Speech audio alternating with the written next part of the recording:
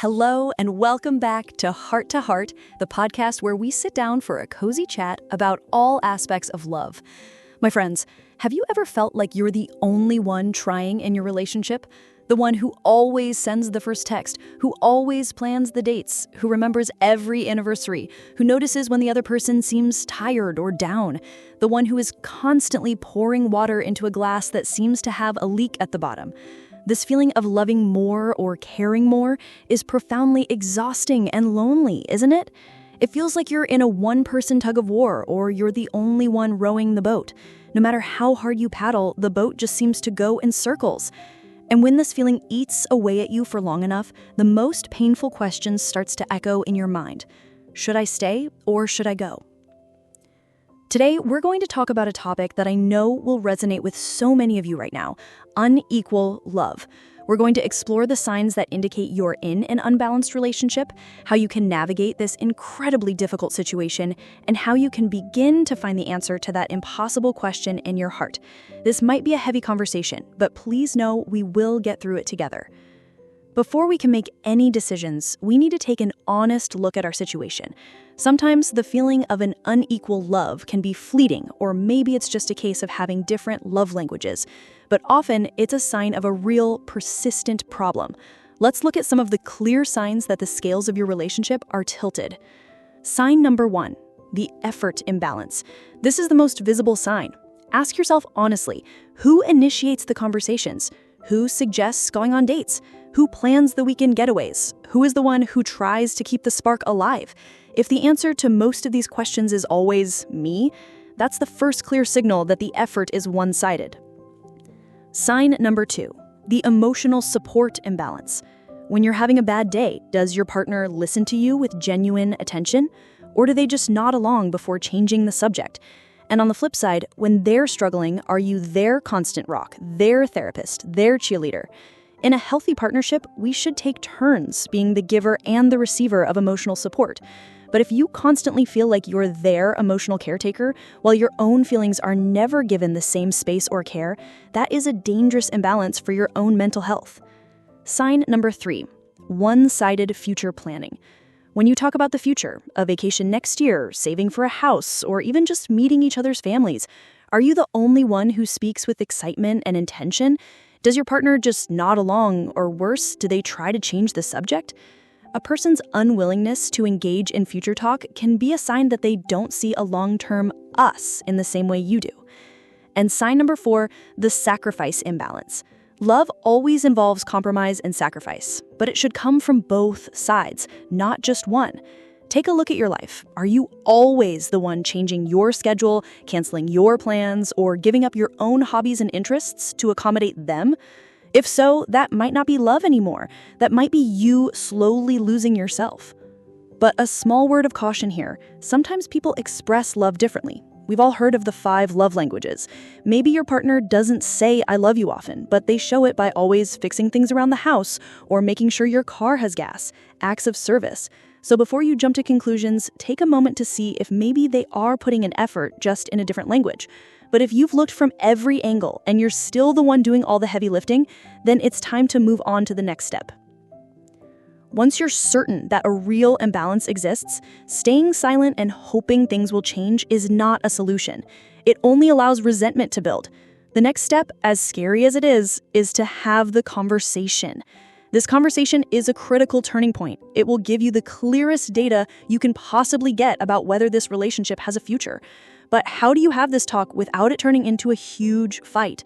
Step 1, prepare and know what you need. Before you talk, take some time for yourself. Ask yourself, what specific change do I want to see?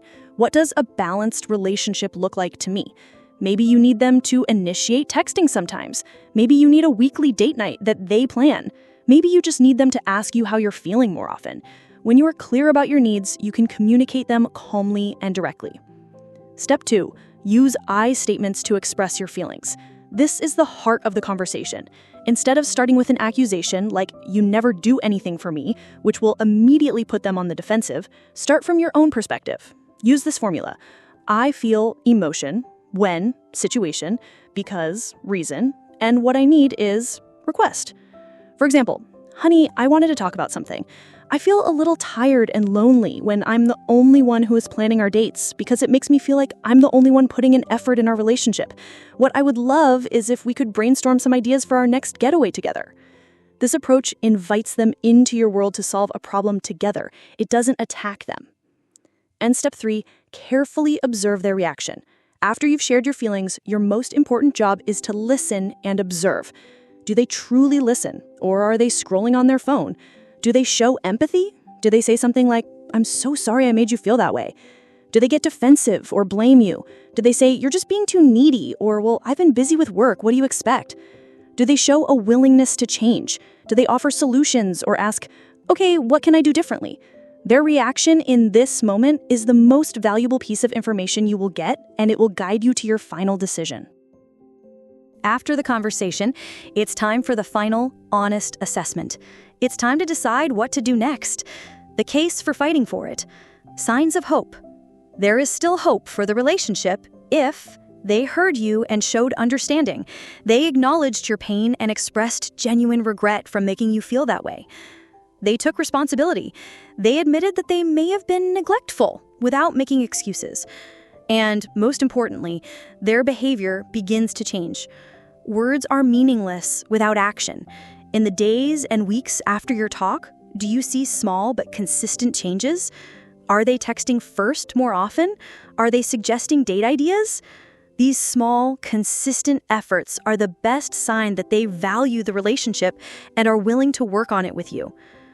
The case for letting it go, signs it's time to move on. On the other hand, it might be time to love yourself enough to walk away if they were dismissive or told you you're overreacting. They didn't take your feelings seriously and made it seem like the problem was your fault for being too demanding. They made empty promises. They might have said all the right things in the moment. Okay, I'll change. But within a few weeks, everything is exactly the same as it was before. This is a cycle of false hope that will only continue to break your heart. You are simply too exhausted to keep trying.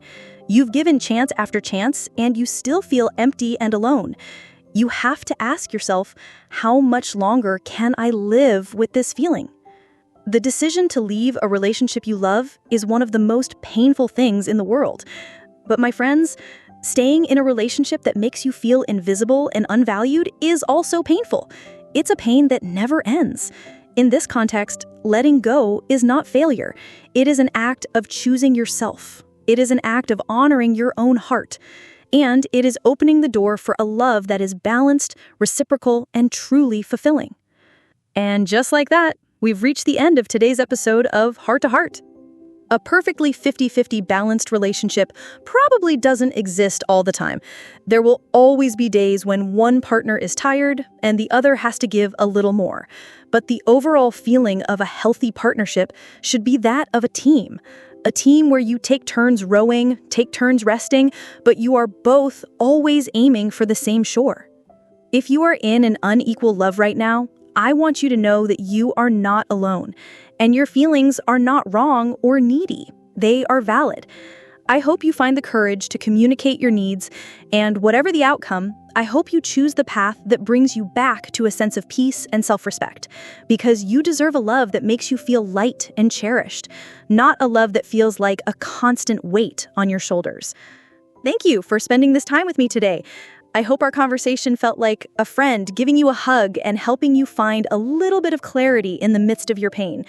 That's all the time we have for Heart to Heart.